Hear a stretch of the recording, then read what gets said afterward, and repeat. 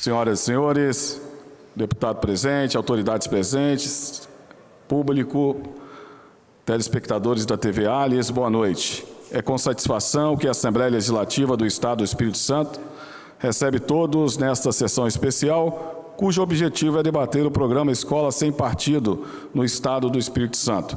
A Assembleia Legislativa e o proponente desta sessão especial, o deputado estadual Ismael Almeida, sentem-se honrados com as presenças da sociedade civil, instituições públicas e privadas, para discutir o tema o direito dos pais dos alunos sobre a educação religiosa e moral de seus filhos.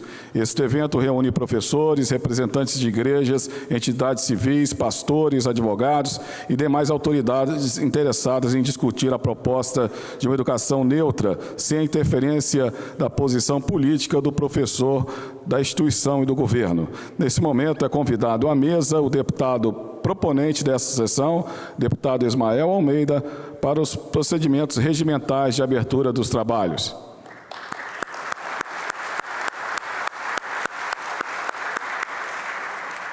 Convidado à mesa o procurador do Estado de São Paulo e criador do programa Escola Sem Partido, o advogado Dr. Miguel Najib.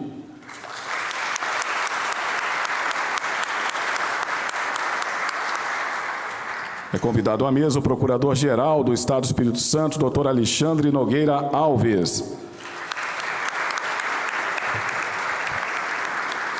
O diretor estadual MMI Brasil, no Espírito Santo, Casados para Sempre, pastor Roberto Fanticelli Júnior.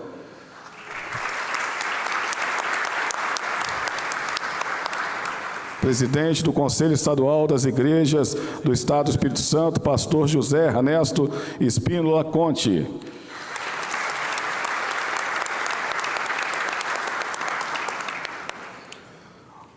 O representante da Pastoral Familiar da Arquidiocese de Vitória, Paulo Maurício Del Rey.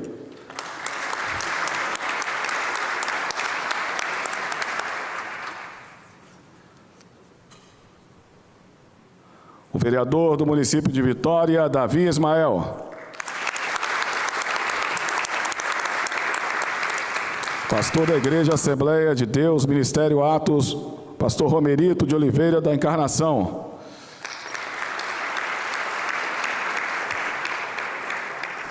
Apenas uma correção, o pastor Romerito é presidente da Associação de Pastores de Vitória, a APEV. Nesse momento, fará uso da palavra o deputado proponente desta sessão, deputado Ismael de Almeida. Meus senhores e minhas senhoras, esta sessão especial que realizamos esta noite se investe de grande importância para a sociedade capixaba, para as famílias capixaba, para as nossas crianças em idade escolar e para nós que temos recebido uma enxurrada, muitas reclamações de pais argumentando que está sendo ensinado aos seus filhos, 6, 10 anos de idade, ideologia de gênero e outras coisas. Em nosso estado, já foram registrados vários casos concretos dessa imposição, muitas vezes do governo, que comprovadamente já está presente em livros didáticos distribuídos pelo Ministério da Educação e Cultura, o MEC. A nossa luta, doutora Najib, a nossa luta tem sido intensa no combate à instrumentalização do ensino para fins políticos e ideológicos. Tem acontecido muito. Começamos lá na Câmara Municipal de Vitória, com a primeira eleição em 2004. Entrei na vida pública faz 13 anos, onde hoje está o meu filho, o vereador Davi Ismael, defendendo os valores e princípios. Na época, travamos uma guerra com o PL 122 contra o Estatuto da Diversidade Sexual, elaboramos proposta contrária à desconstrução do conceito de família que tem fundamentado na união estável entre homem e mulher. O nosso trabalho tem sido árduo e, às vezes, incompreensível. Quando tomamos posições sobre esses temas polêmicos, algumas pessoas nos taxam de homofóbicos. Não praticamos homofobia, pois homofobia é violência, ódio, agressão e morte de pessoa. Em nosso coração nunca houve e nem vai caber ódio. Pelo contrário, Nas igrejas não há proibição de entrada de qualquer pessoa, todos são recebidos da mesma forma, com muito respeito. Só não abrimos mão dos nossos princípios, valores eternos da palavra de Deus. Em Atos 5:29, a palavra diz: antes importa obedecer a Deus do que obedecer aos homens. Pois bem, nessa perspectiva, apresentamos um projeto propondo que as instituições de ensino usem somente o nome civil dos alunos.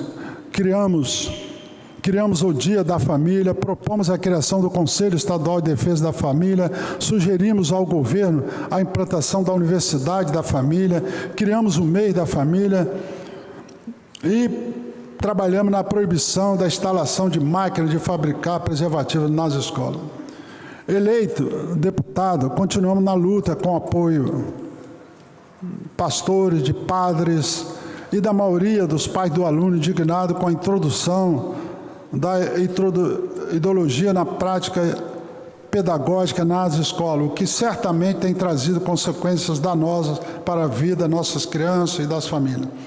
E logo que o governo apresentou o Plano Estadual em Direitos Humanos e o Programa Estadual de Direitos Humanos em dezembro de 2013, questionamos seu texto, discutimos com a sociedade, mas recentemente criamos o Conselho Estadual das Igrejas Evangélicas do Estado do Espírito Santo, cujo presidente nos dá a honra de sua presença nessa sessão, o pastor José Ernesto. E sugerimos ao governo a inclusão de um representante desse conselho, nos conselhos do Estado, principalmente nos conselhos de Direitos Humanos e Educação, como forma de ampliar a participação da sociedade nas decisões tomadas em cada área específica e propor diretrizes para a formulação das políticas e a ela relacionada. E agora, a nossa luta ganha um reforço mais especial com a proposta do Dr. Najib na Escola Sem Partido, que desde 2013 viaja pelo Brasil expondo os perigos do modelo de educação que o governo está impondo às escolas e que fere o direito das famílias de definir as diretrizes de educação que desejam para os seus filhos. Temos que agradecer muito ao empenho do Dr. Miguel Najib, o Estado do Espírito Santo, as igrejas, todas as denominações, os pais dos alunos e a sociedade têm muito que agradecer pelo empenho. Deixo aqui, pelo empenho do Dr. Najib, deixo aqui nos anais desta casa o registro e o reconhecimento desse Poder Legislativo por sua luta, Dr. Najib, contrário à ideia de transformar a sala de aula, muitas vezes, no centro de doutrinação política partidário. Muito obrigado.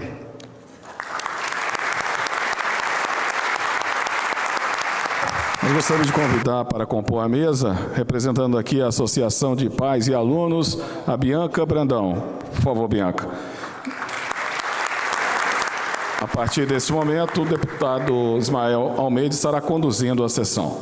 Vou chamar em primeiro lugar, queria que o Zé Ernesto, como presidente do Conselho das Igrejas, desse uma rápida saudação. Isso é rápido. Saudamos o deputado Ismael, presidente dessa mesa, e quero saudar o Dr. Miguel Najib, em nome do restante da mesa, aos nobres professores, professoras que aqui estão nesse plenário, e a todos que nos ouvem.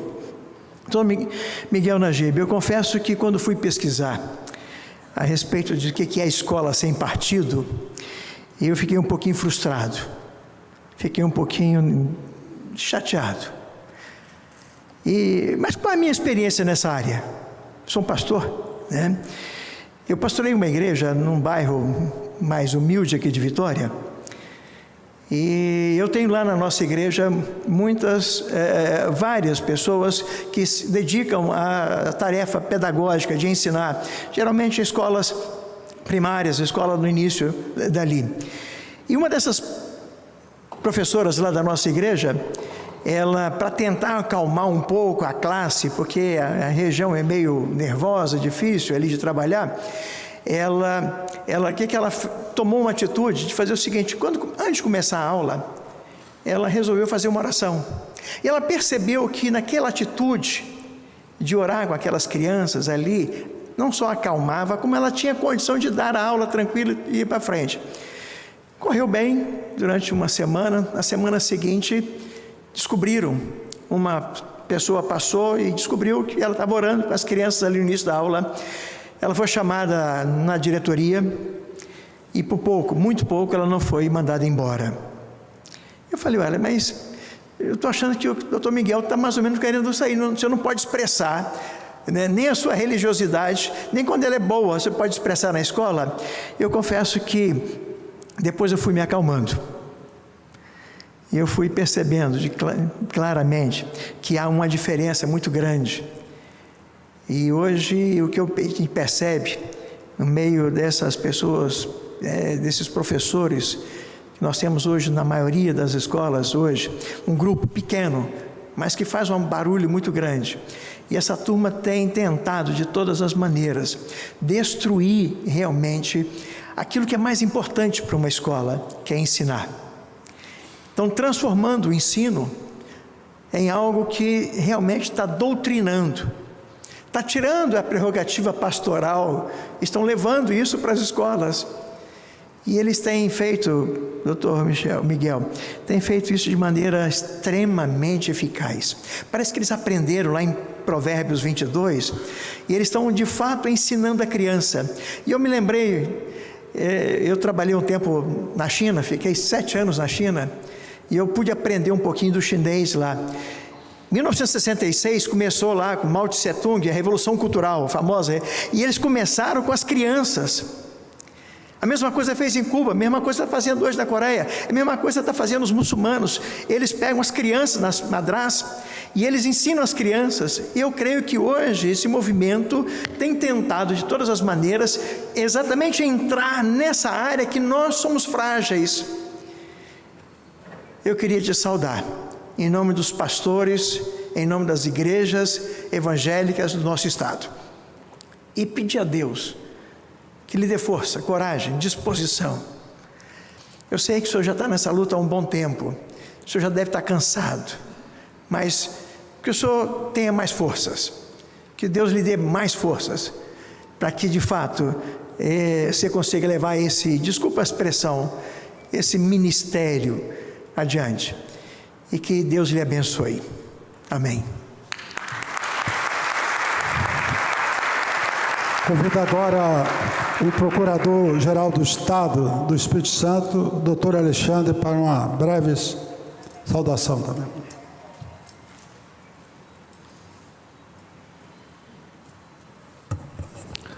Boa noite a todos. Gostaria de saudar o deputado Ismael, proponente dessa sessão especial. Gostaria de cumprimentar o nosso convidado, doutor Miguel Najib, meu colega, procurador de Estado do Estado de São Paulo.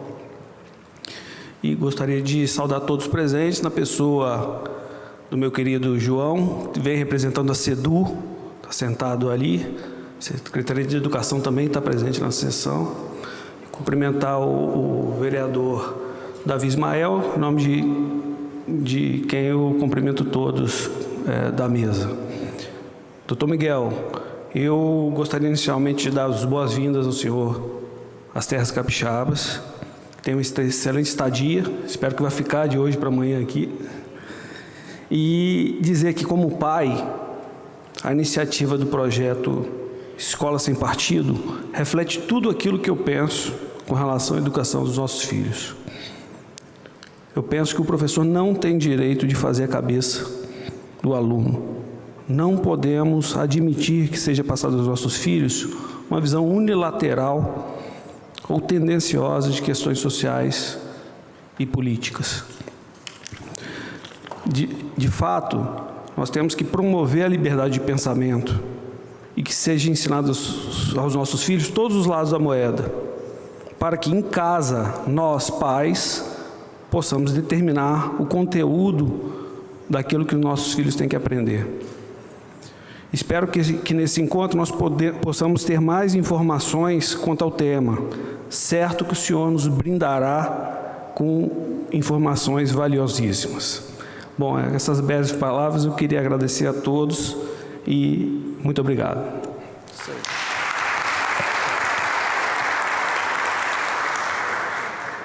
Representante da associação, né, de pais e alunos, a Bianca também desce uma saudação lá. Associação de Pais e Alunos do Espírito Santo. Boa noite a todos. Que grandiosa oportunidade. Gostaria de saudar a mesa, né, na pessoa do deputado proponente, deputado Ismael, e estender a mesma saudação aos demais. Bom, esse é um momento muito especial, né? É um debate que pede a atenção de todos nós, dada a importância do tema proposto. E vem sendo amplamente discutido em seminários, palestras, em rodas de conversa, muito embora, às vezes, no espaço escolar, a participação dos pais não esteja sendo feita a contento. A Associação de Pais de Alunos do Estado do Espírito Santo, e aí eu friso, é Pais de Alunos do Estado do Espírito Santo, se faz presente aqui hoje, da mesma forma que nós também nos fizemos presentes recentemente no mesmo debate sobre questão de diversidade sexual e questão de gênero, que foi promovido pelo Comev, muito embora nós também não tenhamos sido convidados a compor a mesa. Ainda assim, nós estamos aqui porque vale ressaltar a preocupação que os pais, as mães e os responsáveis pelos alunos, por nossas crianças e adolescentes, tanto da rede pública, privada, como filantrópica de ensino, têm tido a respeito dos assuntos que hoje trataremos aqui. Há muitos pais que têm nos procurado devido à preocupação com os materiais didáticos que seus filhos têm carregado consigo, né, e que remonta à erotização, a malícia, sugestionando inclusive estímulos sexuais. Temos materiais assim, inclusive para crianças de 6, 8, 9 anos de idade. Podem ser assuntos importantes, mas não para crianças nessa idade. Estamos aqui hoje, então, na intenção de dar apoio aos pais que nos elegeram, para que nós possamos representá-los à altura, né, e dar força ao segmento que precisa tanto de apoio como de capacitação. Gostaria só de reiterar a fala do deputado Ismael, quando ele falou da preocupação que os pais têm trazido, né, e, de fato, nós temos tido muitas coisas chegando ao nosso coletivo na Assopais. E há algum tempo, alguns meses atrás, nós mesmos, eu mesma, fiz uma proposta de capacitação para pais. Se nós temos precisado de cidadãos mais cônscios de sua participação na sociedade, por que não, então, trabalharmos em prol da família, fortalecendo aquela que é a célula-mãe da nossa sociedade? Agradeço mais uma vez a oportunidade e entendo que esse momento hoje vai ser muito rico para todos nós. Obrigada. Representante da Pastoral da Família, né, da Arquidiocese de Vitória, do senhor Paulo Maurício.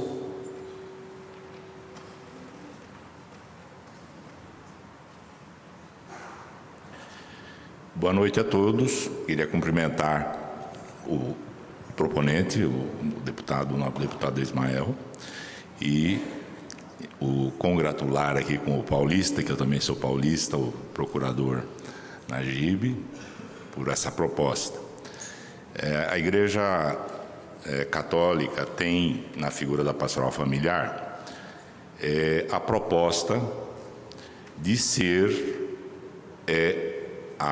o esteio, né? Ou seja, o remédio para curar feridas que nos últimos anos a família tem sofrido em diferentes setores. O setor educação é um setor que preocupa principalmente porque vai colher nossas crias, né? Desde a sua idade mais tenra, e vai formar os cidadãos que nós temos hoje, o fruto da sociedade, né? Cada um de nós passamos por um percurso dentro da família e somos o que somos, fruto dessa família.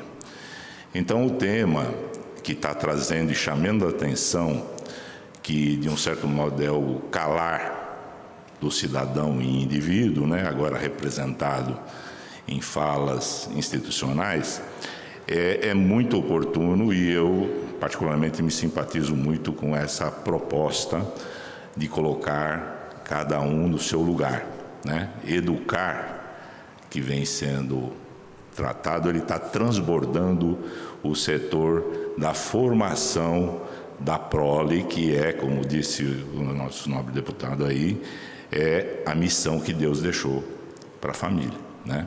Então, acho que esse tema vai ser engrandecido aí com a fala do procurador Najib, né?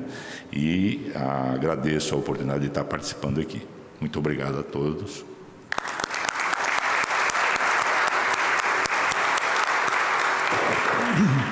Doutor Romerito, da Associação de Pastores de Vitória.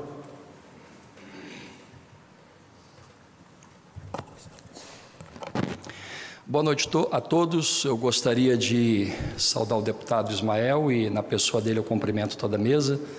Quero também estar cumprimentando todo o plenário e dizer para todos que eu vejo como de extrema importância essa sessão que acontece aqui nessa noite. A começar por aquilo que a gente entende que, se foi posto como direito, deveria estar sendo preservado, garantido e talvez muito bem fiscalizado. O Brasil ele é signatário de tratados de direitos humanos em que, entre os seus dispositivos, está a garantia que os pais têm de que os teus filhos recebam educação moral ou religiosa de acordo com as suas convicções. Quando se trata de discutir tema relacionado à moral, quando se trata de discutir tema relacionado à sexualidade ou qualquer outra questão que está no campo ideológico, cabe aos pais.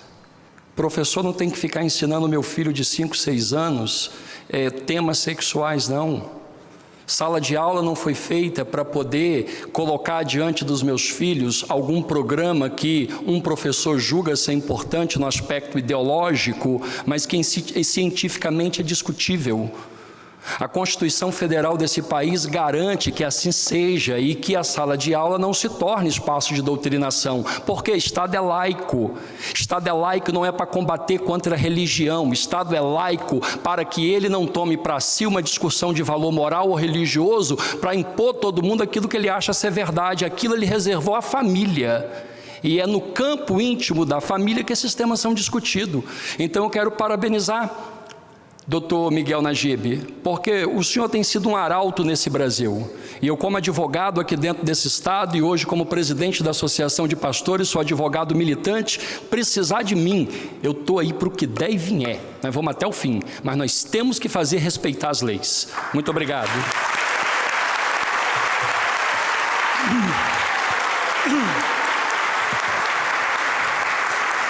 Por último, agora, o vereador Davi Ismael.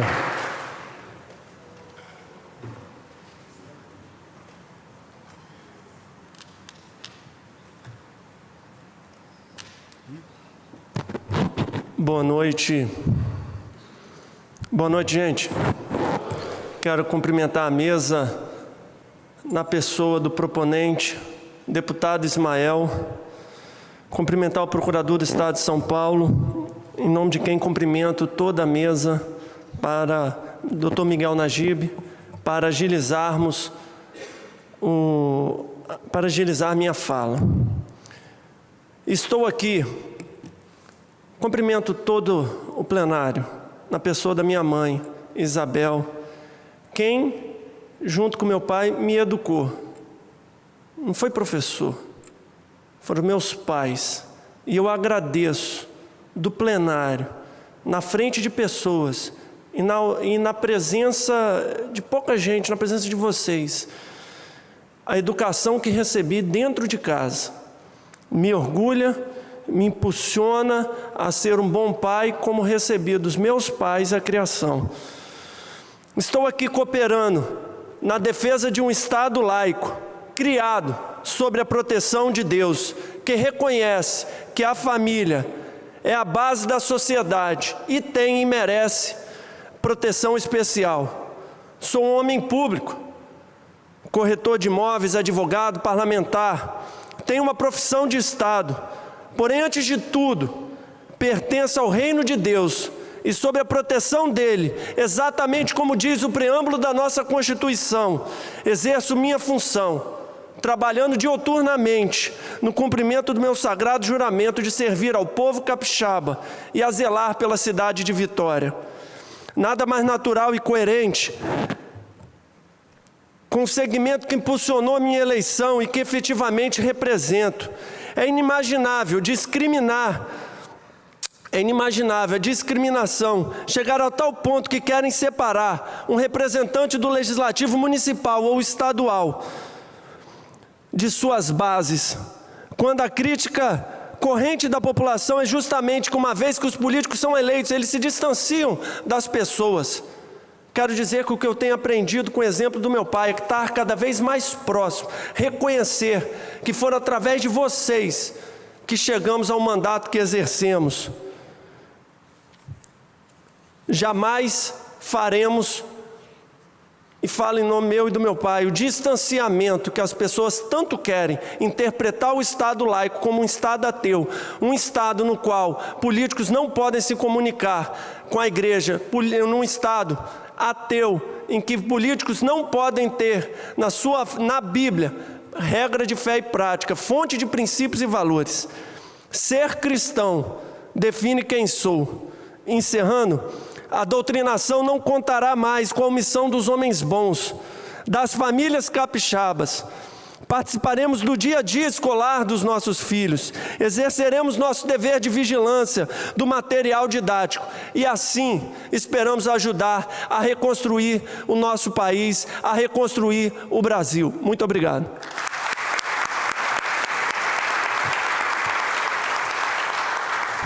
E agora, para falar sobre o tema, o direito dos pais, dos alunos sobre a educação religiosa e moral dos seus filhos, convidamos o procurador do Estado de São Paulo e o criador do programa Escola Sem Partido, Dr. Miguel Najib. Uma salva de palmas.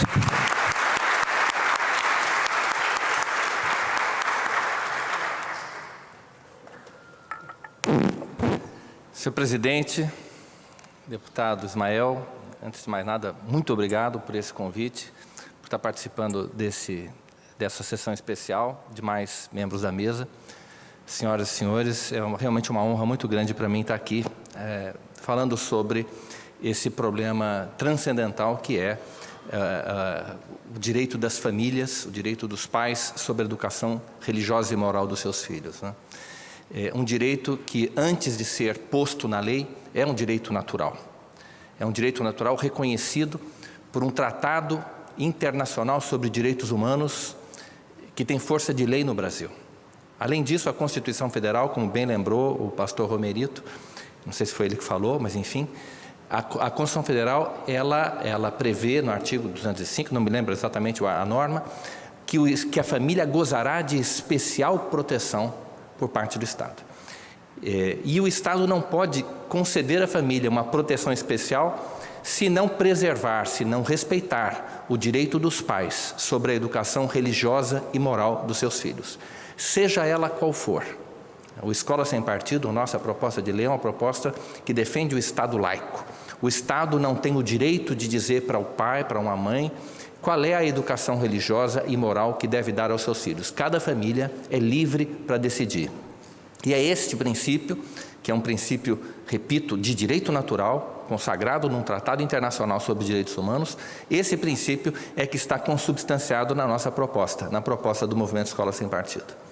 O nosso movimento surgiu em 2004 como reação a uma prática, na verdade, duas práticas, ilegais, que se disseminaram por todo o sistema de ensino. Já desde a década de 80 do século passado, esse movimento começou a acontecer. E essa prática consiste no uso político, ideológico e partidário do sistema educacional. As escolas e universidades estão sendo usadas para fins político-partidários. E também está ocorrendo dentro das salas de aula, no segredo das salas de aula, a usurpação do direito dos pais sobre a educação religiosa e moral dos seus filhos. Repito, são práticas ilegais. Um professor que se dedique a essas práticas em suas aulas está correndo o risco de ser processado, independentemente da aprovação do projeto Escola Sem Partido. Mesmo que o projeto não seja aprovado, mesmo que sendo aprovado seja eventualmente declarado inconstitucional, não importa. Um professor que usurpar o direito dos pais sobre a educação religiosa e moral de seus filhos poderá ser processado por danos morais já hoje, imediatamente. Não é necessário aprovar nenhuma lei para isto. A nossa lei, a lei que nós estamos defendendo, que ele seja aprovada, ela visa apenas a informar o estudante e também os professores que foram vítimas de doutrinação. Os professores, para serem doutrinadores, foram vítimas de doutrinação, informar sobre os limites éticos e jurídicos da atividade docente, limites que já existem. Eu vou dividir essa exposição em 4 partes. A primeira parte, eu vou apresentar alguns flagrantes do abuso da liberdade de ensinar, da doutrinação, né? A doutrinação nada mais é do que o abuso da liberdade de ensinar do professor, uma liberdade que está prevista na Constituição. Então, ao abusar dessa liberdade, o professor ele penetra no campo da doutrinação e no campo da ilicitude, no campo da ilegalidade. Primeiro eu vou apresentar alguns flagrantes da doutrinação, em seguida eu vou falar sobre o projeto Escola Sem Partido, depois mostrar por que o projeto é necessário e finalmente vou responder às objeções mais frequentes que são feitas ao projeto Escola Sem Partido. Então, o primeiro flagrante, essa menina gravou uma aula em que o professor claramente estava aqui fazendo um discurso político partidário. Por favor. Estamos com um problema de som aí, então? Bem, vamos fazer o seguinte, então. Depois a gente passa esses vídeos, que realmente são muito importantes, porque eles demonstram na prática aquilo que está acontecendo entre as 4 paredes das salas de aula. Tudo isso acontece, repito, no segredo das salas de aula, e é isso que torna o problema da doutrinação especialmente grave, difícil de ser enfrentado, né? Se essas coisas ocorressem em público, aos olhos dos pais, por exemplo, os pais poderiam ter uma reação imediata e impedir que esse problema se perpetuasse. Mas como tudo isso acontece, todos os abusos ocorrem, na imensa maioria das vezes, entre 4 paredes. E segundo lugar, como as vítimas desses abusos são indivíduos imaturos, em processo de formação, crianças e adolescentes, então fica muito difícil de reagir, porque as crianças nem sequer percebem que estão sendo vítimas de doutrinação por parte dos seus professores militantes. Então, essas circunstâncias é que tornam o problema da doutrinação um problema difícil de ser enfrentado, não é? E quando a gente expõe aquilo que está acontecendo dentro das escolas, as pessoas têm uma ideia mais concreta, mais palpável desses abusos e compreendem com mais facilidade a necessidade do projeto Escola Sem Partido, né? O projeto Escola Sem Partido, assim, visto no vácuo, sem essa devida contextualização, ele pode parecer, você pode perguntar, mas para que o projeto Escola Sem Partido se esses deveres que o projeto explicita já existem, né? Nós sempre insistimos nisso. O projeto Escola Sem Partido não cria para os professores nenhuma obrigação que eles já não tenham. Tudo aquilo que está no projeto, e eu desafio qualquer pessoa a provar o contrário, tudo aquilo que está escrito no projeto são deveres que os professores já têm. Mas para que um projeto para dizer aquilo que os professores já são obrigados a fazer? Por causa disso, por causa dessa realidade que demonstra a necessidade do projeto. Vamos ver agora se a gente consegue... o mais importante é o áudio, né? Acho que não vai rolar. Então vamos passar a outras imagens que também estão nesse... Pode passar para frente. É uma pena que realmente seria muito importante vocês ouvirem esses vídeos, assistirem esses vídeos e verem, ouvirem o conteúdo deles. E é uma pena que isso não esteja acontecendo. Vamos passar para frente então, depois a gente tenta de novo.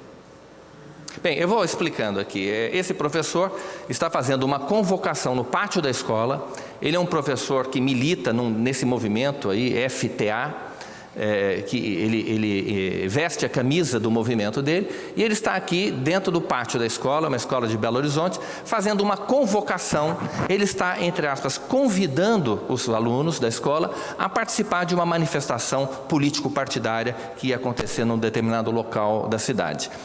Claramente está abusando da sua ascendência sobre os seus alunos para, na verdade, usá-los como massa de manobra dos seus interesses político-partidários. O vídeo, o slide número 3, mostra aqui uma professora estigmatizando alguns alunos, um em particular, que manifestou preferência, manifestou simpatia pelo deputado Jair Bolsonaro. E ela usa a sua fala, ela usa a sua aula para dizer que os seguidores do Bolsonaro são tão asquerosos, tão nojentos, tão desgraçados como o próprio deputado Bolsonaro. Ou seja, de uma só vez, ela difamou um indivíduo que não estava presente para se defender. Ao mesmo tempo, ela promoveu dentro de sala de aula um estigma contra os simpatizantes do deputado Bolsonaro. É claro que essa é uma prática ilegal, nenhum professor pode usar o seu cargo para fazer isso. Podemos passar? Pode, o número 5.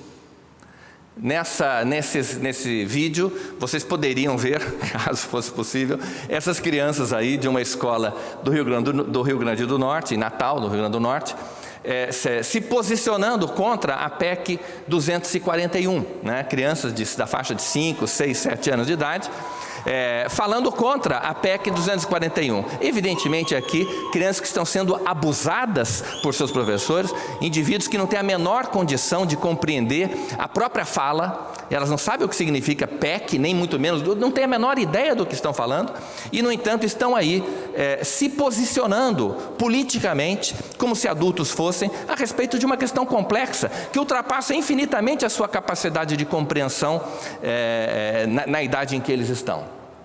Pode passar? Esse é um professor que está comemorando pelo Facebook o seu ingresso no magistério. Ele foi aprovado no concurso de um município chamado Barbalha, né? E ele comemora dizendo o seguinte: agora vou espalhar a educação marxista por vias institucionais. Ele declara no Facebook qual é a sua intenção, o que ele pretende fazer no exercício do seu cargo. Pode passar? Uma outra professora dizendo aquilo que pretende fazer em sala de aula. Como professor eu digo, minha vingança a essa bancada de direita será dentro da sala de aula. Golpista não passará. Eu não preciso dizer mais nada, né? Está evidente. Pode passar? Aqui, essa é uma professora da rede estadual de ensino do Paraná. E ela, no Paraná houve um conflito entre a polícia militar e os professores, um confronto.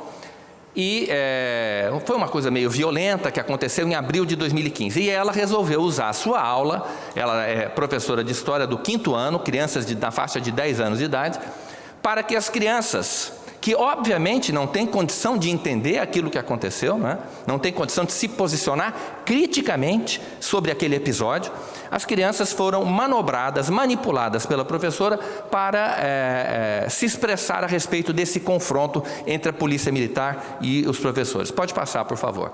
Aí nós vamos ver, então, as crianças de 10 anos de idade se manifestando. Fora Beto Richa, seu sem coração, né? Crianças, veja, desenhos, pelo desenho você percebe que se trata realmente de crianças. Isto é uma covardia. Professor que faz isso não é digno de segurar um toco de giz. Um professor que usa seus alunos, que manobra seus alunos, crianças de 10 anos de idade, para fazer isto aí, não teria o direito de segurar um toco de giz. Pode passar? Aqui, trabalho de história, fora Beto Richa, crianças de 10 anos de idade. Pode passar? Vejam só, são professores que estão se manifestando aí. É muito grave, é muito grave. Pode passar? Vejam só, ele não é bandido. Aqui, vejam que interessante esse cartaz feito por uma criança. Está lá, trabalho de história, professores contra Richa. Para o Richa não atacar, todos devem colaborar. E ali embaixo, com letrinha miúda, está escrito o seguinte: o índice de reposição salarial de 5% fica abaixo da inflação dos últimos 12 meses, medidos pelo IPCA de 8,17%. O que uma criança tem a ver com isso? O que uma criança de 10 anos de idade tem a ver com isso? Isso é uma covardia, isso é a coisa mais antiética que um professor pode fazer, que é usar os seus alunos como massa de manobra, como bonecos de ventríloco. É isso que as crianças... Isso viola o princípio da dignidade da pessoa humana. As crianças têm o direito de ser respeitadas pelos seus professores, embora alguns professores discordem disso. Pode passar? Aqui é uma pena que esse vídeo também não vai ser exibido. Essa professora está dizendo, numa Câmara Municipal, na Câmara de algum município, o seguinte: que não adianta proibir a ideologia de gênero, não adianta o Plano Municipal de Educação proibir a ideologia de gênero. Os professores estão fazendo isso dentro da sala de aula. É ela quem está dizendo. É ela quem está dizendo isso nesse vídeo. Ela diz o seguinte: olha, nós estamos fazendo isso e vamos continuar. Ninguém vai parar de fazer isso se a lei proibir. Pode passar? Esse é um vídeo, esse é uma reportagem da TV Record. Em Contagem, na região metropolitana de Belo Horizonte, um trabalho escolar causou indignação aos pais de alunos de uma escola pública. A lição era sobre sexo. Um dever de casa com um assunto delicado e 27 perguntas para lá de embaraçosas. O que é sexo oral? Como 2 homens fazem sexo? O que é sexo anal? Se qualquer adulto já ficaria constrangido, imagine as 30 crianças desta escola municipal que têm entre 10 e 12 anos. Assim que souberam, os pais se reuniram para cobrar explicações do colégio. Eu, como mãe, eu fiquei horrorizada. Eu falei assim, gente, isso não é normal, não. Tipo assim, na escola, a gente acha que eles estão seguros, estão aprendendo coisas boas, mas de repente a gente se depara com um absurdo, uma coisa dessa. A professora que elaborou o dever de casa não quis gravar a entrevista. Já a pedagoga da escola alegou que o tema sexualidade foi escolhido pelos próprios alunos para ser discutido na tarefa e que, acredite, não tem nada demais nas perguntas. São os preconceitos que já estão arraigados na cultura, questões que as crianças trouxeram, a família ainda não dá conta de trabalhar. Alguns pais já decidiram, vão tomar uma atitude radical. Vou tirá-la da escola, ou do contrário, que eles me tiram a professora e a pedagoga. A Secretaria de Educação de Contagem disse que educação sexual é um dos parâmetros curriculares defendidos pelo Ministério da Educação. Já o MEC informou que o assunto foi tratado pela escola de forma grosseira e vulgar. Chama atenção só para o juízo da pedagoga, diz assim, que a família não dá conta de trabalhar. Ela se investiu na posição de juiz de todas as famílias e ela disse, olha, a família não dá conta, então nós vamos fazer. Ela decidiu isso e ponto final, e está acabado. Este outro vídeo foi gravado, esse é um programa de televisão, essa é uma apresentadora conhecida, e ela foi acompanhar o trabalho realizado por um instituto dedicado à orientação sexual, educação sexual, um trabalho que esse instituto, chamado Instituto Kaplan, estava realizando dentro de uma escola pública. A escola pública, as escolas contratam essas ONGs para fazer esse tipo de trabalho. Então, aí fizeram uma rodinha e tal, e para falar desses diversos assuntos relacionados à sexualidade e tal. Então, vejam uma coisa, são crianças que, vocês vão notar, uma delas, ainda a dentição permanente dela ainda nem apareceu, deve ter uns 12, 13 anos de idade no máximo. Bom, acabou o exercício do labirinto, agora a gente vai sentar para fazer um debate sobre o que aconteceu e sobre a vida deles, a vida sexual. E agora, galera, deixa eu saber, quem no labirinto engravidou? Levanta a mão pra mim. 1, 2, 3, 7 pessoas engravidaram. Vocês sabiam que no Brasil, 4 de cada 20 adolescentes que começam a vida sexual engravidam? 7 é mais do que 4? Como é que tá o conhecimento de vocês, então? Vocês já ouviram falar em masturbação? Já? Ó, fala de masturbação, todo mundo... Quando tá cheio de espinha na cara. O que é? Gente, isso é genial. Masturbação dá o quê? Espinha. Por quê? Sei lá. Masturbação não causa nenhum mal pra saúde. Não dá espinha, não cresce pelo, não cresce peito. Não acontece nada disso. É tudo lorota, tá? galera? Masturbação é um jeito de você conhecer seu corpo. E vale a pena porque você vai chegar na hora H com a outra pessoa, se você não conhecer seu corpo, como é que você vai se relacionar com ela? Então, Começa com quantos anos, mais ou menos? Comecei com 6. Como é que foi? Deu vontade. Vocês começaram a se masturbar cedo, assim? Não? O que tu diz pra um amigo teu que não se masturba? Qual é o recado que tu dá? É bom. E menina também se masturba, porque é gostoso e é legal. Eu vi um A, por que que é? Tu acha que menina não se masturba? Não, mas não? É feio. Por quê? É feio o ato, é feio ou tu acha... tu acha feio? Meninas, vocês têm que também quebrar esse tabu. O nosso corpo é nosso, então tem que conhecer também. É gostoso, a sensação da masturbação é gostosa. Por isso que os meninos fazem. Então a gente tem que quebrar essa história de que não pode tocar o próprio corpo. Qual o maior medo de vocês em relação ao sexo? Vale tudo, vale doença, vale gravidez, vale traição. Tua mãe te quebra? Tão visivelmente constrangidas, inibidas, elas manifestam um pudor que não é só a apresentadora, como a agente desse instituto já perdeu há muito tempo, né?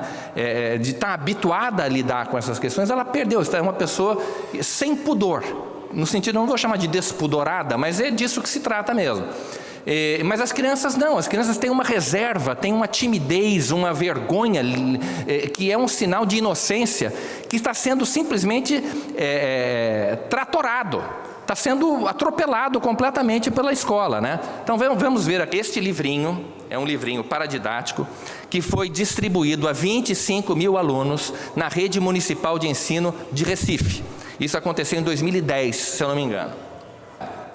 A Câmara Municipal interveio. Quando os pais souberam, tomaram conhecimento do conteúdo do livro, eu vou mostrar para vocês, os pais procuraram seus representantes na Câmara Municipal e a Câmara disse, não, vocês não vão distribuir isso daqui. A Câmara Municipal impediu a distribuição desse livro, contra o parecer do Ministério Público. O Ministério Público Estadual disse que não, que as crianças tinham o direito de saber disso que está aí. Então vamos ver o conteúdo, pode passar, o que vocês vão ler em seguida é o que está escrito aqui. Eu transcrevi para ficar mais fácil a leitura. Pode passar, por favor.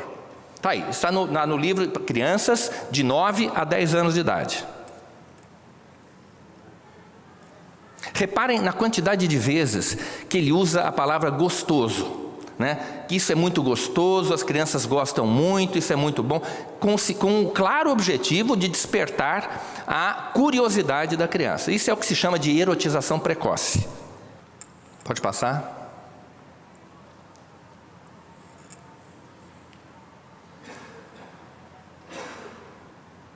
É uma sensação muito boa. Pode passar?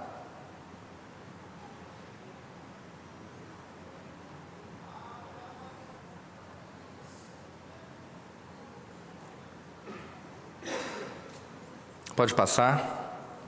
Crianças de 10 anos de idade.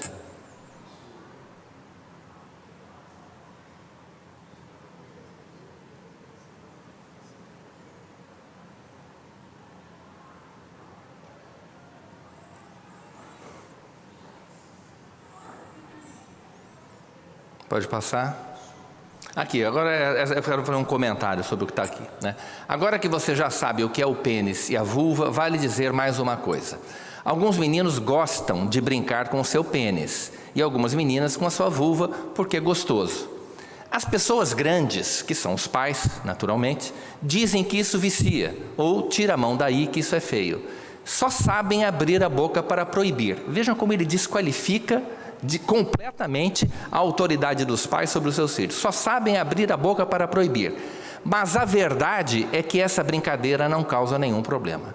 A verdade é que essa brincadeira não causa nenhum problema. Afinal, quem é que tem o direito de dizer aos nossos filhos o que é a verdade em matéria de moral? Somos nós, que temos o ônus de educar os nossos filhos, que vamos responder, inclusive civilmente, pelo que eles fizerem, que vamos ficar acordado à noite quando eles se atrasarem para chegar, né? Que vamos perder o sono quando eles adoecerem. Somos nós ou são os professores em sala de aula?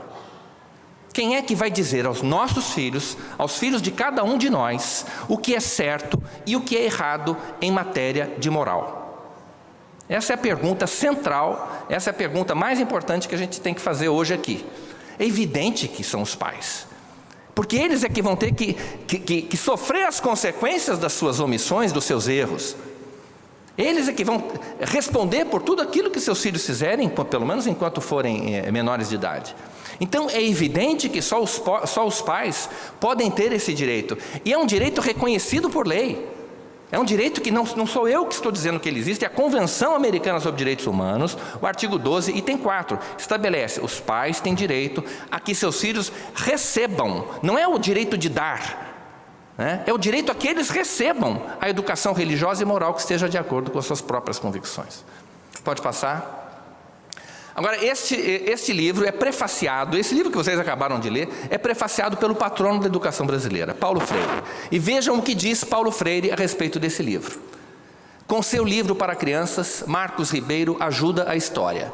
Fala do corpo sem pudores falsos. Fala da boniteza do corpo, da gostosura do corpo. Fala de como o corpo se gera no corpo e nasce do corpo. Livrinhos assim deveriam multiplicar-se.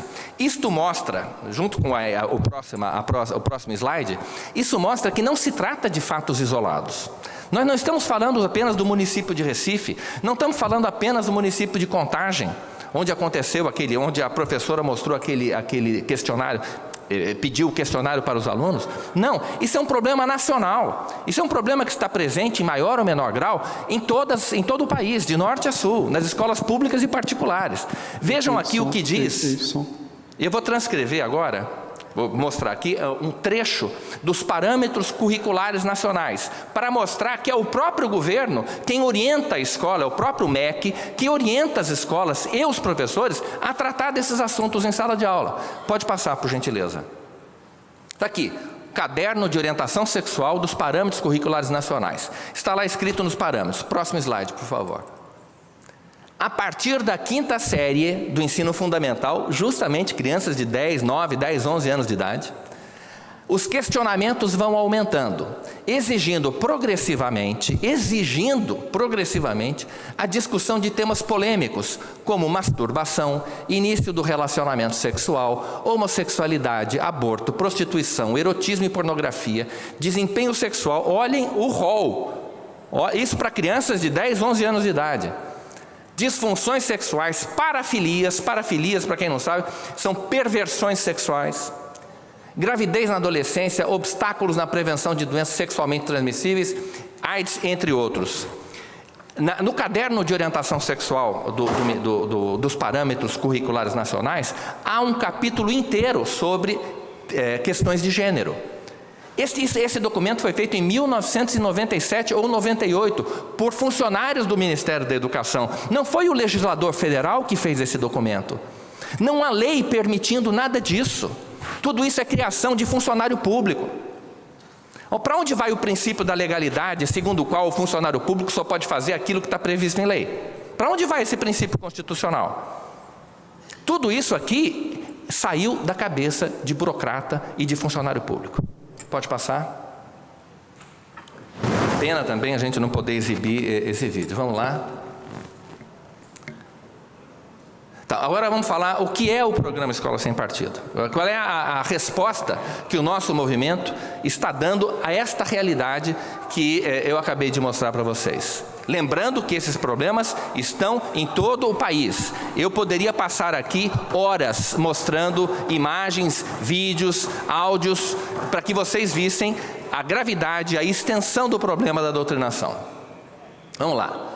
O Escola Sem Partido é um anteprojeto de lei, é uma proposta de lei que torna obrigatória a fixação em todas as salas de aula do ensino fundamental e do ensino médio de um cartaz com os deveres do professor. São 6 deveres. Esses deveres, repito, já existem. Todos os professores são obrigados a respeitar o que está aqui. Já são obrigados. Não é necessário que a lei seja aprovada para que estes deveres devam ser respeitados pelos professores. E esses deveres existem porque eles decorrem da Constituição Federal, como vocês vão ver daqui a pouquinho. Primeiro dever do professor: não se aproveitar da audiência cativa dos alunos, isto é, da presença obrigatória dos alunos em sala de aula, para promover os seus próprios interesses, opiniões, concepções ou preferências ideológicas, religiosas, morais, políticas e partidárias. Eu podia até colocar uma vírgula, sejam elas quais forem. Não interessa. Não interessa que religião, não interessa que ideologia, que preferência partidária. Um professor, um servidor público não pode se aproveitar da audiência cativa dos alunos para promover as suas próprias preferências. Isto é ilegal hoje, não é necessário que essa lei esteja em vigor. Um professor que faça isso já pode responder na justiça por danos morais. Segundo dever do professor: não favorecer, nem prejudicar ou constranger os alunos em razão de suas convicções políticas, ideológicas, morais ou religiosas, ou da falta delas. Os alunos têm o direito de ser avaliados e tratados por seus professores segundo critérios exclusivamente acadêmicos. Um professor ateu não pode perseguir um aluno cristão pelo fato de ser cristão e vice-versa. Um professor cristão não pode perseguir um aluno por ser ateu. O estudante em sala de aula, o usuário do serviço educacional prestado pelo Estado, tem o direito de ser respeitado pelo funcionário público que está ali. Tem o direito de não ser prejudicado por não compartilhar das mesmas crenças e das mesmas convicções ideológicas e políticas dos seus professores. Terceiro dever do professor: não fazer propaganda político-partidária em sala de aula, nem incitar seus alunos a participar de manifestações, atos públicos e passeatas. Isto já é ilegal.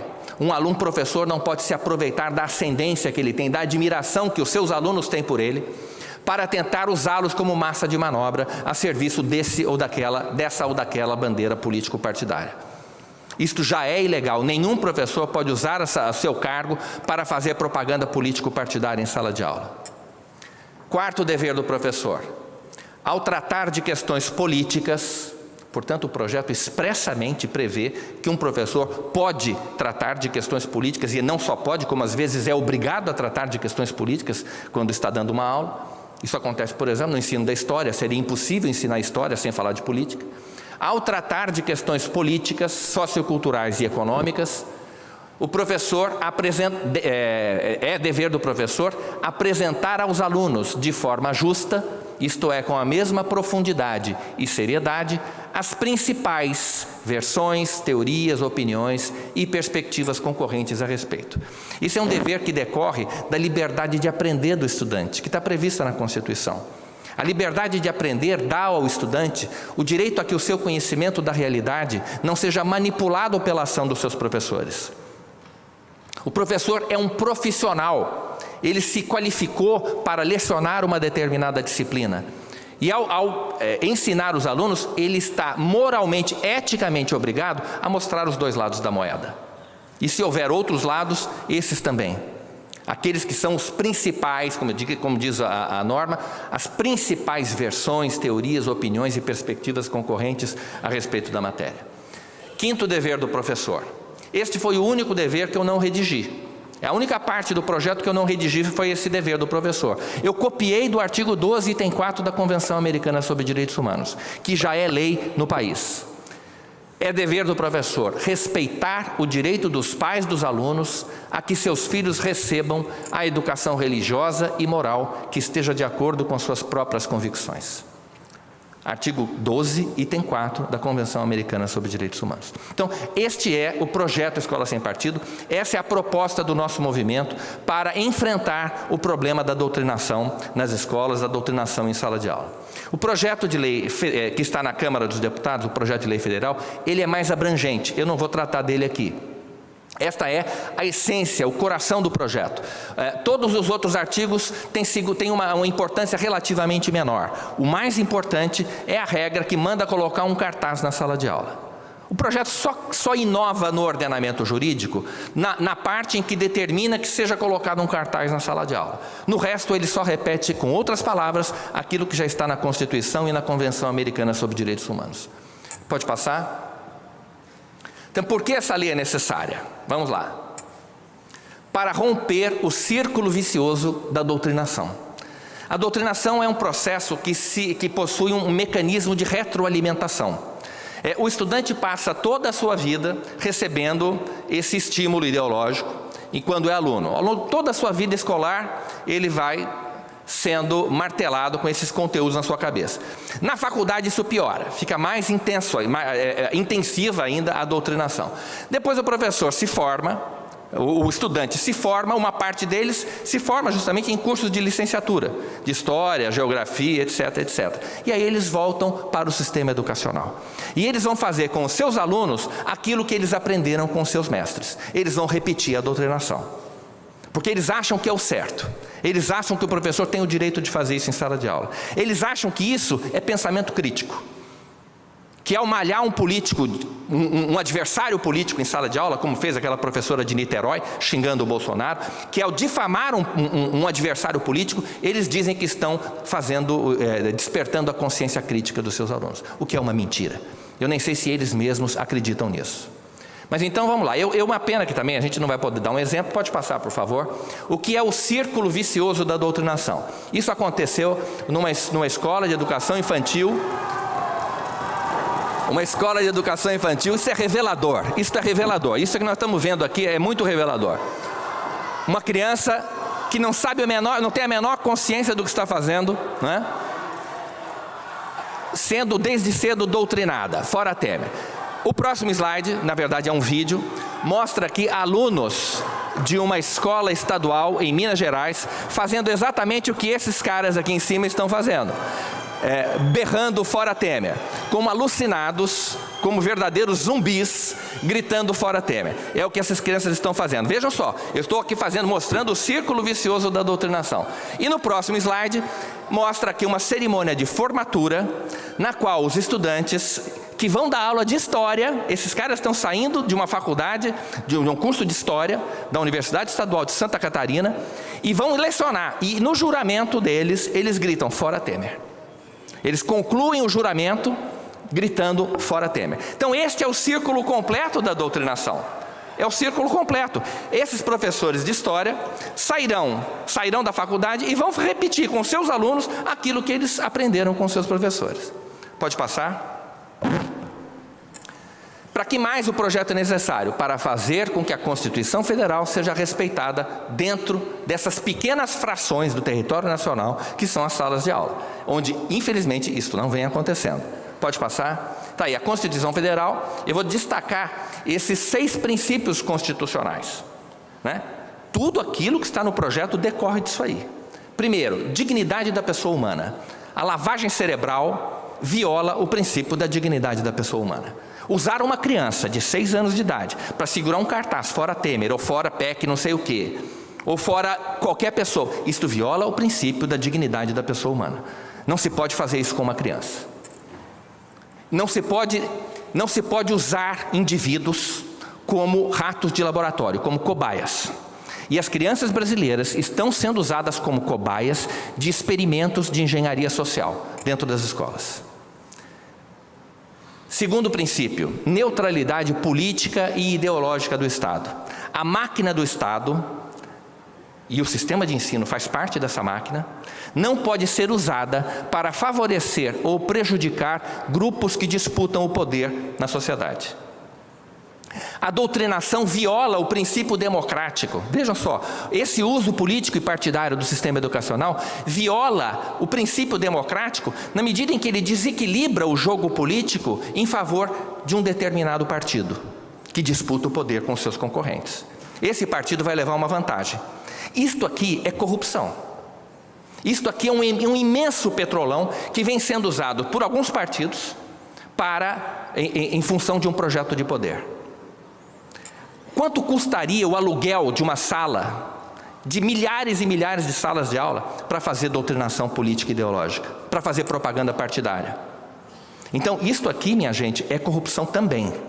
É corrupção que acontece no segredo das salas de aula, mas hoje em dia ninguém mais pode ignorar a existência desse problema. E é uma pena, porque o Tribunal Superior Eleitoral, isto aqui não aparece no radar da Justiça Eleitoral, mas é uma fraude gritante ao princípio da igualdade de concorrência na disputa eleitoral. O princípio da laicidade do Estado. É fundamental e foi invocado já aqui o princípio da laicidade do Estado. Ao falar desse princípio, esse princípio exige que o Estado não favoreça e não prejudique nenhuma confissão religiosa.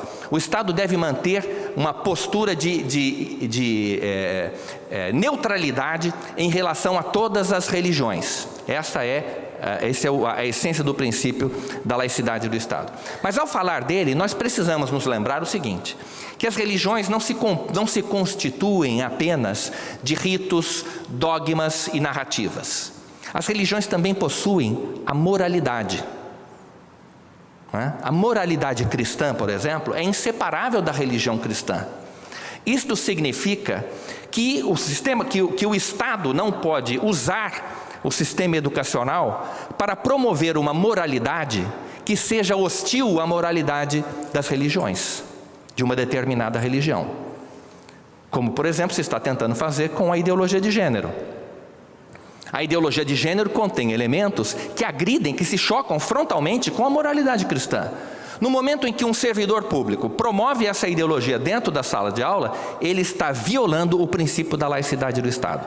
Porque ele está deixando de ser neutro em relação àquela religião, que professa que tem aquele código moral que se incompatibiliza com a ideologia de gênero.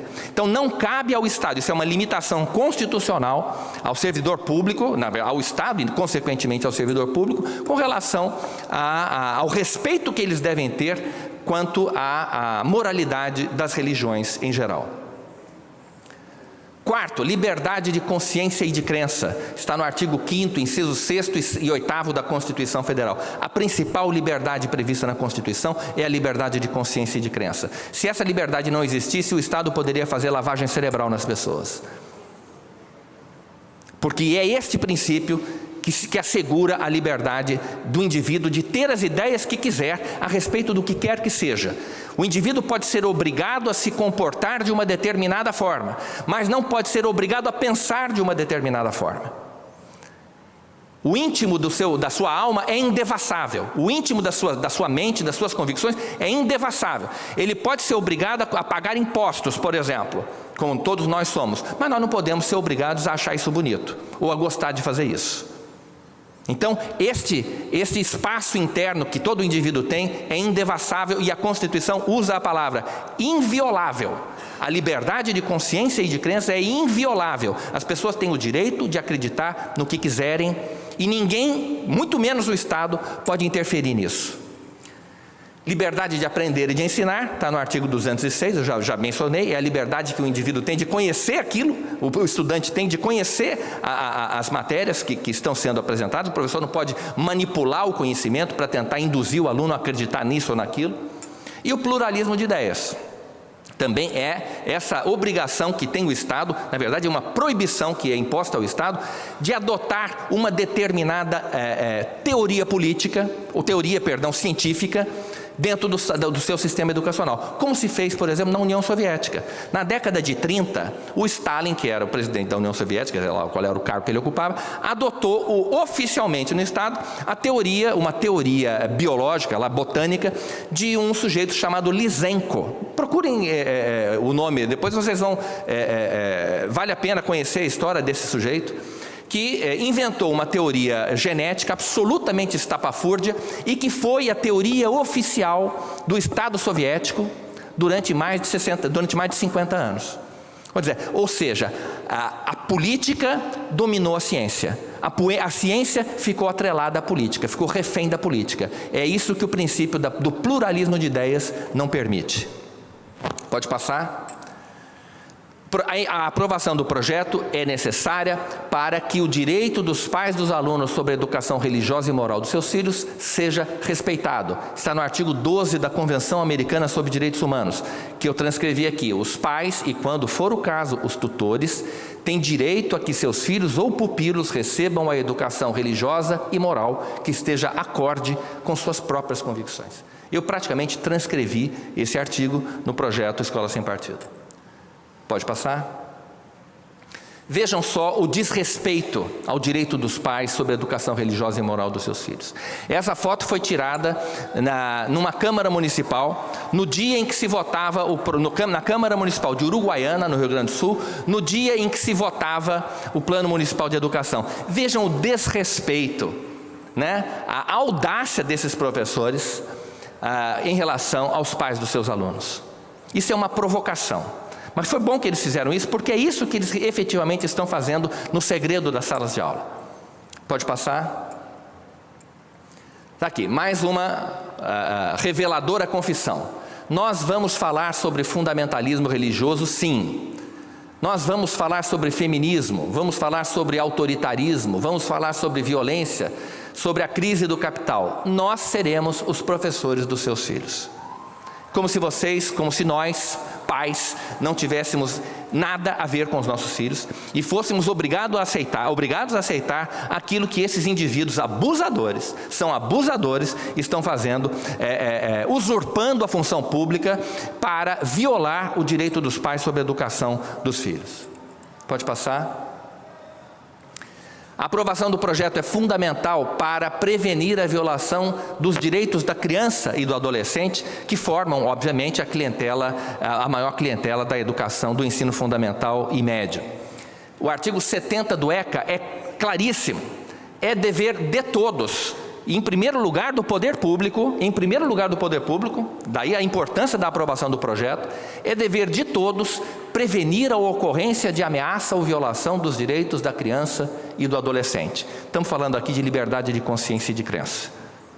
O aluno tem o princípio da dignidade da pessoa humana. O estudante tem o direito de não ser tratado como cobaia. Pode passar? Agora vamos responder aqui, é a última parte da exposição, eu vou responder as objeções mais frequentes que são feitas ao projeto Escola Sem Partido. Vejam bem, antes de falar dessas objeções, eu quero mostrar a vocês uma coisa que eu acho importante também. Eu li, agora há pouco vocês me acompanharam, os deveres do professor. Agora nós vamos ler, isso são os deveres do professor da Escola Sem Partido. Agora eu vou ler para vocês o que seriam os direitos, entre aspas, do professor numa escola com partido. O primeiro direito do professor seria este: o professor poderá se aproveitar da audiência cativa dos alunos para promover os seus próprios interesses, opiniões, concepções ou preferências ideológicas, religiosas, morais, políticas e partidárias. É exatamente o oposto do primeiro dever do professor, que diz: o professor não se aproveitará da audiência cativa dos alunos. Esse é o oposto. O professor poderá se aproveitar da audiência cativa. É este direito que alguns professores reivindicam quando se pronunciam contra a Escola Sem Partido. Eles estão reivindicando o direito de se aproveitar da audiência cativa dos alunos para promover as suas próprias concepções e preferências ideológicas, políticas e partidárias. Segundo o direito do professor, o professor poderá favorecer, prejudicar ou constranger os alunos em razão de suas convicções políticas, ideológicas, morais ou religiosas ou da falta delas. Quem é que, em sã consciência, pode defender esse direito do professor? O direito de prejudicar um aluno que discorda dele. E, no entanto, quem está contra o projeto Escola Sem Partido está reivindicando esse direito. Terceiro, o professor poderá fazer propaganda político-partidária em sala de aula, bem como incitar seus alunos a participar de manifestações, atos públicos e passeatas. Quem é que pode defender esse direito do professor? É evidente que esse direito não existe. O que existe é o dever de se abster desta conduta. Quarto, ao tratar de questões políticas, socioculturais e econômicas, o professor poderá omitir ou distorcer as teorias, opiniões e pontos de vista discordantes dos seus. é o oposto daquilo que está escrito no projeto Escola Sem Partido, que o professor deve apresentar os diversos lados para que o estudante forme as suas opiniões a respeito daquela controvérsia. Quinto, o professor poderá transmitir aos filhos dos outros as suas próprias convicções religiosas e morais. É isso que muitos professores querem fazer. Abusadas, aqueles professores disseram, nós somos os professores dos seus filhos, nós vamos falar de gênero para os filhos de vocês. Ou seja, eles estão reivindicando o direito de dizer aos filhos dos outros o que é certo e o que é errado em matéria de religião e de moral. 6. O professor poderá permitir que os direitos assegurados aos próprios professores nos itens anteriores sejam exercidos por estudantes ou terceiros dentro da sala de aula. Quando se mostra o avesso dos deveres do professor, fica absolutamente cristalino que aqueles deveres existem e que nenhum professor pode deixar de obedecê-los em sala de aula. Basta mostrar o que seriam os direitos de um professor numa escola com partido. Pode passar. Então, a primeira objeção à proposta, a primeira objeção geralmente é feita à proposta, é que não existe a doutrinação, os casos apresentados são isolados. Como eu disse, nós poderíamos passar aqui horas exibindo vídeos, áudios, imagens, etc., livros didáticos, documentos do MEC, quer dizer, provas do Enem. O problema da doutrinação hoje, ele está presente em todos os domínios da educação, em praticamente todos os domínios da educação. Mas, pode passar, por favor, está aqui, foi feita em 2008 uma pesquisa, um levantamento pelo Instituto Census, que apurou que 80% dos professores, ali, 50% mais 30%, que está naquele círculo vermelho, reconhecem que o seu discurso em sala de aula é politicamente engajado. São os próprios professores que reconhecem isto. E nós sabemos muito bem que é assim. Não sei se chega a 80%, mas é realmente um percentual bastante alto.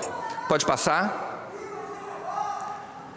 Ainda que existissem dúvidas a respeito da extensão do problema da doutrinação, ainda que o que nós tivéssemos fossem apenas meros indícios de que este problema existe, ainda que nós não tivéssemos um volume impressionante de provas que nós temos, ainda assim o projeto teria que ser aprovado. Por quê?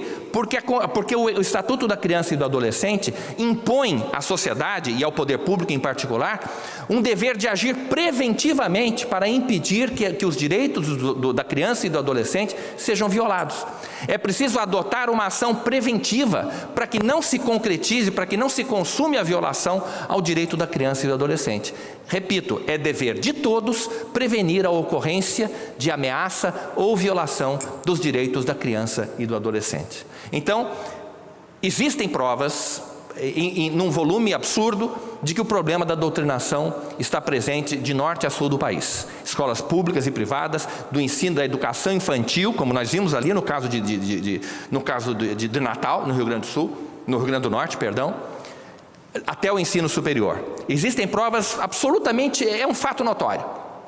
Mas ainda que não fosse um fato notório, o poder público deveria e deve adotar uma ação preventiva na defesa dos direitos da criança e do adolescente. Pode passar? Segunda objeção, os deveres do professor já existem.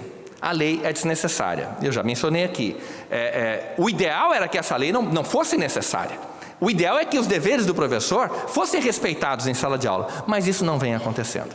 Professores, e isto ficou claro aqui hoje, professores reivindicam o direito de fazer a cabeça dos seus alunos. Professores reivindicam o direito de usar o seu poder. Veja, a relação de poder, o professor está lá em cima. De usar o seu poder para tentar fazer a cabeça da criança. Por trás e muitas vezes contra aquilo que a família orienta seus filhos a fazer. Pode passar? Não existe neutralidade. Essa é a objeção freiriana ou paulofrênica, se vocês preferirem assim, ao projeto Escola Sem Partido. Eu concordo com isso. Não existe neutralidade. Todas as pessoas têm as suas preferências, as suas inclinações, não é? Mas isso é um argumento, que eu chamo, da ordem do ser. Isso não significa que uma pessoa não tenha o dever de buscar a neutralidade, o dever de se abster de praticar aquelas condutas que estão previstas no cartaz com os deveres do professor. É perfeitamente legítimo dizer que não existe neutralidade, mas não é legítimo dizer que, como não existe neutralidade, um professor tem o direito de fazer a cabeça do seu aluno. São coisas diferentes. É como tentar justificar o roubo pela existência da cobiça. Não é? Imagine se todo ladrão pudesse dizer assim: "Não, desculpa, mas eu tenho muita inveja do que os outros possuem, então eu estou autorizado a roubar". Então tentar defender a doutrinação com base no argumento da inexistência da neutralidade é como tentar defender o roubo com base na existência da cobiça, ou defender o estupro com base na existência do desejo. Não é? Nenhum estuprador pode se defender dizendo assim: desculpa, mas eu não consegui me controlar, sabe como é que é, todo mundo sente atração pelo sexo oposto. Isso não é justificativa. Isso não é justificativa. Assim, da mesma forma, o argumento da inexistência da neutralidade não é justificativa para o abuso. Não é justificativa para que um professor se aproveite do seu poder para tentar fazer a cabeça dos seus alunos, para tentar transformar os seus alunos em réplicas ideológicas de si mesmo. Pode passar? Eu ia mostrar esse áudio aí, é impressionante. É um professor numa escola, passa isso, as pessoas vão lendo, pelo menos que é um áudio só com o letreiro. Esse professor falou isso numa aula no município de Castanhal do Pará. Eu vou lendo aqui. Nunca na história do Brasil alguém foi tão perseguido como Lula. Tu pode ter tuas opiniões da Veja, da porra do Jornal Nacional, mas fique pensando nisso. Se você concorda com isso que está acontecendo, daqui a 10 anos, quando você for ler os livros de história dos seus filhos, vai estar lá. E você vai dizer: eu apoiei o golpe no Brasil. Pode parar. Bom, vamos aguardar aí Quer dizer, é um comício. Isso é muito mais do que um comício, porque no comício a pessoa não é obrigada a ficar escutando. Num comício, a pessoa que não estiver satisfeita, que estiver cansada, levanta e sai. Mas o aluno não pode fazer isso na sala de aula. O aluno é obrigado a escutar o discurso do professor. É isso que impede um professor de dizer aquilo que bem entende na sala de aula. No comício o cara sai, vai embora. Na sala de aula não é possível. O aluno não pode deixar o professor falando sozinho e dizer: eu vou tomar um café e a hora que o senhor terminar o seu discurso eu volto.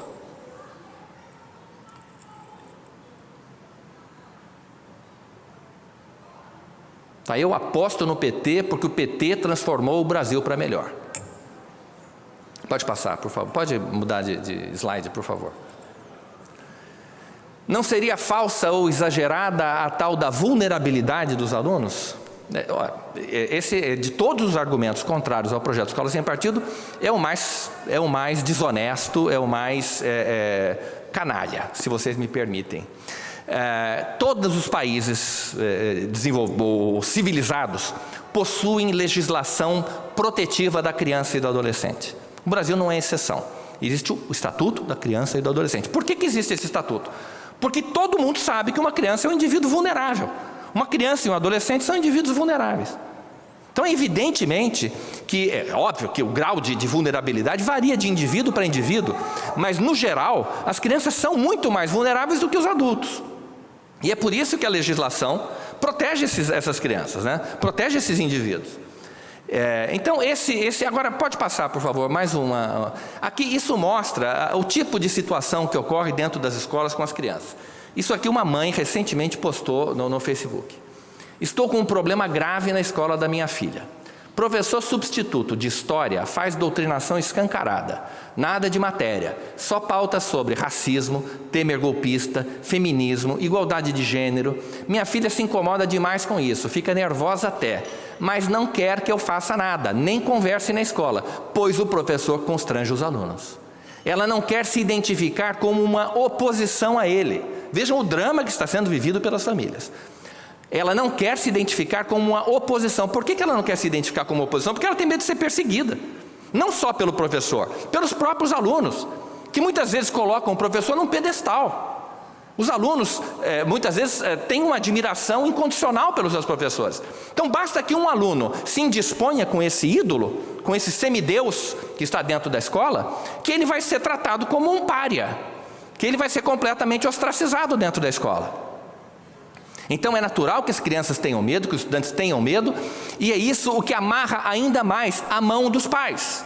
Porque essa senhora, a mãe dessa menina, não foi à escola, ou ficou com dificuldade de enfrentar o problema. Porque a filha dela falou: não faça isso, mãe, não mexa. Não faça nada porque eu estou com medo de ser perseguida, de virar lá dentro da escola um pária. Pode passar? Outra mãe. Minha filha de 10 anos estuda em uma escola particular e me contou sobre a aula de história, onde aprendeu que as mulheres não têm voz e são oprimidas pelo machismo. Não é a primeira vez. Na época da reeleição, a menina com 10 anos, na época da reeleição, ela fazia o 3º ano e contou que a professora disse que quem não votava na Dilma era imbecil. Abre aspas. Mamãe, eu fiquei com vontade de chorar e dizer que você não é imbecil, mas tive medo dela brigar comigo. Essa menina tinha 9 anos de idade quando isso aconteceu.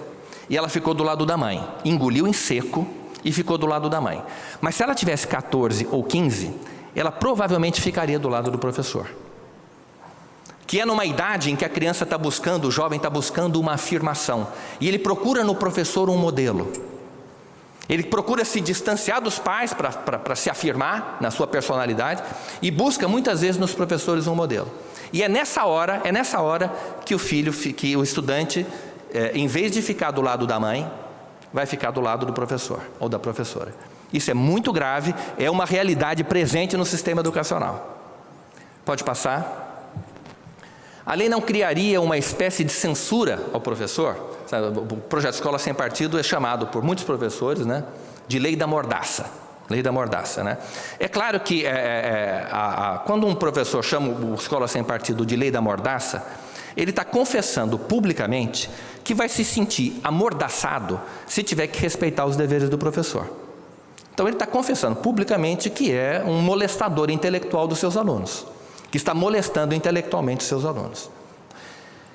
Agora, eu vou fazer uma distinção fundamental, que eu chamo isso de o flagelo da educação brasileira. O flagelo da educação brasileira é a confusão entre liberdade de ensinar, que está prevista no artigo 206 da Constituição, e liberdade de expressão, né? O argumento de que o projeto censura o professor parte da premissa de que o professor possua liberdade de expressão em sala de aula. Porque censura significa precisamente cerceamento à liberdade de expressão, né? Bom, não pode haver censura onde não exista liberdade de expressão. O que é liberdade de expressão? É a liberdade que todos nós temos como indivíduos de dizer qualquer coisa sobre qualquer assunto a qualquer hora. Esta é a liberdade de expressão. Se os professores tivessem essa liberdade em sala de aula, eles não teriam que dar aula. Eles não seriam obrigados a transmitir aos seus alunos o conteúdo da sua disciplina. Eles poderiam passar o tempo todo de todas as suas aulas falando sobre a sua vida privada, falando de futebol, falando de novela. Isso é liberdade de expressão, é falar qualquer coisa sobre qualquer assunto. O simples fato de os professores serem obrigados, legalmente obrigados, a transmitir um determinado conteúdo aos seus alunos, já evidencia que eles não possuem liberdade de expressão no exercício da docência. Segundo ponto, a presença dos estudantes em sala de aula é obrigatória. Não nos esqueçamos disso. A Constituição estabelece, dos 4 aos 17 anos, os pais são obrigados a mandar seus filhos para a escola. A presença do aluno é obrigatória em sala de aula. Se o professor tivesse liberdade de expressão, se ele pudesse dizer qualquer coisa sobre qualquer assunto, a liberdade de consciência e de crença dos seus alunos, que a Constituição diz que é inviolável, seria letra morta. Porque os alunos seriam obrigados a ouvir o discurso dos seus professores sobre qualquer assunto. Então, um professor católico ou evangélico poderia dedicar o tempo todo das suas aulas a fazer catequese. Se ele tivesse liberdade de expressão, ele poderia fazer isso. Não é verdade? Isso é liberdade de expressão. A liberdade de expressão é a liberdade que a gente exerce no Facebook, só para deixar a coisa mais clara para vocês, né? E a gente fala qualquer coisa, posta qualquer coisa. E aí sai o professor que fez a catequese e entra o professor marxista, que vai dizer que a religião é o ópio do povo. Então, o que seria a escola se os professores tivessem liberdade de expressão no exercício da sua função? É claro que o professor tem liberdade de expressão no Facebook, não na sala de aula. Na sala de aula, o que a Constituição garante aos professores é a liberdade de ensinar. O que é liberdade de ensinar? Está no artigo 206 da Constituição Federal. É a liberdade que o professor tem de transmitir um determinado conteúdo aos seus alunos. Um conteúdo para o qual ele está habilitado profissionalmente. Ele fez um curso, ele se graduou em licenciatura em História, por exemplo. Em matemática, em português. É isso o que ele está autorizado, legalmente autorizado, a ensinar aos seus alunos. Porque ele é uma autoridade. Ele está qualificado para fazer isso. Essa é a liberdade que ele tem. A liberdade de escolher a melhor maneira de transmitir esse conteúdo aos seus alunos. A liberdade de ensinar também dá aos professores o direito de manifestar a sua opinião a respeito das controvérsias existentes no seu campo de estudo. O professor de História, por exemplo, quando se deparar com uma questão controvertida, ele tem todo o direito de dar a sua opinião, como a gente vai ver daqui a pouquinho. O que ele não pode fazer é tentar impor as suas opiniões aos alunos. Pode passar? Se desse para aumentar, era bom.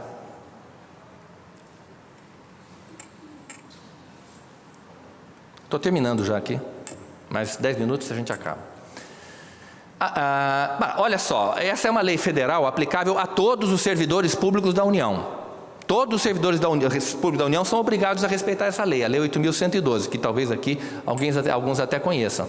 O artigo 117 da Lei 8.112 estabelece: ao servidor é proibido promover manifestação de apreço ou desapreço no recinto da repartição. No caso da escola, é a sala de aula. No caso do professor, o recinto da repartição do professor é a sala de aula. O professor está proibido, por lei, de promover manifestação de apreço ou desapreço dentro da sala de aula. Pode passar? O programa Escola Sem Partido não fere o princípio da laicidade do Estado? Obviamente não. Eu acabei de mencionar. O princípio da laicidade do Estado impõe ao Estado uma posição de neutralidade em relação, inclusive, à moralidade das religiões. A máquina do Estado não pode ser usada para promover uma moralidade hostil à moralidade de determinada religião. Pode passar? O programa Escola Sem Partido é moralista? Em hipótese alguma. Em hipótese alguma. O que ele preserva é o seguinte: é o direito dos pais sobre a educação religiosa e moral dos seus filhos. Que moral? Qualquer uma, não interessa. Aquela que for professada pelas famílias. O projeto não impõe uma determinada moralidade à escola. Ele diz: a escola deve respeitar a moralidade dos pais. Qual moralidade? Não nos interessa. Não interessa ao Estado. Não interessa ao funcionário público. Funcionário público não é pai, não é padre, não é pastor. Burocrata não faz sermão, burocrata cumpre a lei. Quem faz sermão é pai, pastor e padre. Então vamos marcar bem cada uma dessas esferas. Não cabe a um professor usar o seu cargo para fazer sermão para os alunos. Vamos lá.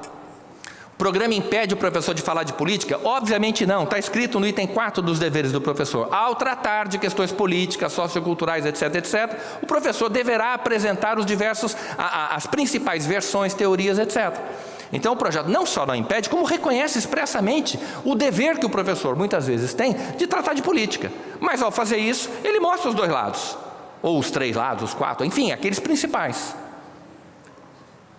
O programa impede o professor de dar sua opinião sobre questões controvertidas? Não, não impede. O que o professor não pode fazer é tentar impor as suas opiniões aos alunos. Se ele fizer isso, ele vai estar incorrendo na violação ao primeiro dever do professor, que diz que o professor não abusará, não se aproveitará da audiência cativa dos alunos para promover as suas próprias preferências, opiniões, etc. O programa impede o professor de ensinar a teoria da evolução? Não, absolutamente. Um professor de biologia tem o dever de ensinar a teoria da evolução. Isso é ciência. E como é que fica o criacionismo? Bem, vamos lá. O que um professor não tem o direito de fazer é abusar do discurso científico para ridicularizar a crença dos seus alunos no relato bíblico da criação. Isso ele não pode fazer. Então, ciência é ciência, religião é religião, crença é crença. Então, nenhum professor pode abusar do seu discurso científico ao falar da teoria da evolução para ridicularizar o criacionismo. Porque se ele fizer isso, ele vai estar violando a liberdade de consciência e de crença dos seus alunos. O programa impede o professor de ensinar a teoria de gênero? Rigorosamente não. Rigorosamente não. Ensinar cientificamente a teoria de gênero. Agora, pode passar, por favor. Isso aqui, o que diz o projeto a respeito? O poder público não se imiscuirá na orientação sexual dos alunos, nem permitirá qualquer prática capaz de comprometer o desenvolvimento de sua personalidade em harmonia com a respectiva identidade biológica de sexo, sendo vedada especialmente a aplicação dos postulados da teoria ou ideologia de gênero. O que é que um professor não pode fazer? Isso aqui, pode passar, por favor. É tentar fazer lavagem cerebral nos alunos, é manipular psicologicamente os alunos, é fazer com que o menino vista a roupa de menina e a menina vista a roupa de menino para se exibir para alunos mais jovens, para tentar mostrar para os alunos que o gênero é uma construção social. Isso é lavagem cerebral. Isso aqui é tratar a criança como cobaia.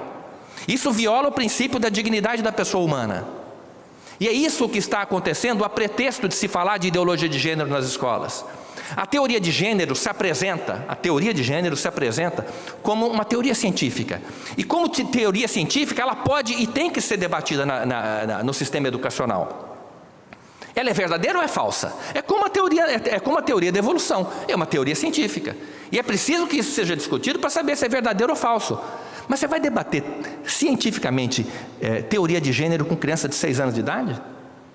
Qual é a capacidade que uma criança de 6 anos tem para se posicionar criticamente, cientificamente, sobre os postulados da teoria de gênero? Não é isso que eles estão tentando fazer quando querem aprovar essa tal da ideologia de gênero. O que eles querem fazer é isso aqui. Eles querem fazer teatrinho. Eles querem manipular psicologicamente as crianças, tratar a criança como cobaia, para que eles passem a acreditar naquilo que os seus olhos negam, que homem é homem e mulher é mulher. Pode passar. O programa não representa mais uma intervenção estatal na educação de maneira alguma. As pessoas que dizem, e muitos liberais estão acusando o projeto Escola Sem Partido de representar uma intervenção estatal na vida das pessoas. Essas pessoas se esquecem que o ensino obrigatório é que representa uma gigantesca intervenção estatal na vida dos indivíduos e das famílias. O ensino é obrigatório. Então, isto sim é uma imensa intervenção na vida das pessoas. O programa Escola Sem Partido apenas explicita os marcos jurídicos dessa intervenção, para que não haja abusos por parte dos agentes do Estado. Então, não há nenhuma intervenção estatal, o que existe, repito, é a explicitação dos marcos jurídicos da ação do Estado na educação. E também da ação dos agentes do Estado na educação. Pode passar? O programa Escola Sem Partido é realmente sem partido? 100% sem partido. O projeto, basta ler o cartaz com os deveres do professor, o projeto não favorece e não prejudica nenhum dos grupos que disputam o poder na sociedade. Então, o projeto Escola... E eu desafio qualquer pessoa a provar o contrário, que o projeto tenda a favorecer uma determinada agremiação política. Absolutamente isso não acontece. Agora, a última objeção que eu vou tratar hoje aqui, antes de responder as perguntas dos presentes, é a seguinte: o projeto Escola Sem Partido, o programa Escola, é uma proposta ideológica? Sim, é uma proposta ideológica. Tão ideológica quanto a própria Constituição Federal. A Constituição Federal, de 1988, como todas as constituições em geral, são documentos ideológicos. Pode passar, por favor. Quando a Constituição Federal estabelece o princípio da dignidade da pessoa humana, isso é um princípio ideológico. É uma escolha ideológica feita pelo Constituinte. Neutralidade política e ideológica do Estado é uma escolha ideológica feita pelo Constituinte. Em Cuba, por exemplo, não existe neutralidade política e ideológica do Estado. Também é uma escolha ideológica feita pela Constituição cubana. Lá o Estado e o partido se misturam. Lá a Constituição assegura e prevê que o ensino será feito de acordo segundo os cânones do marxismo. Está na Constituição Federal. Laicidade do Estado é uma escolha ideológica. Por exemplo, nos países muçulmanos, na Arábia Saudita, por exemplo, não existe essa escolha, eles não fizeram essa escolha. Lá o Estado não é laico. Liberdade de consciência e de crença também. Na Coreia do Norte não existe liberdade de consciência e de crença. Lá o Estado tem o direito, o Estado norte-coreano tem o direito de fazer lavagem cerebral nos indivíduos. É uma escolha ideológica. Então o projeto Escola Sem Partido, ele nada mais faz do que repetir, de absorver e repetir as escolhas ideológicas que foram feitas por quem tinha o poder de fazer, que é o poder constituinte, ou seja, a Constituição de 1988. Com isso eu termino aqui a minha exposição, agradeço a atenção de todos. Muito obrigado.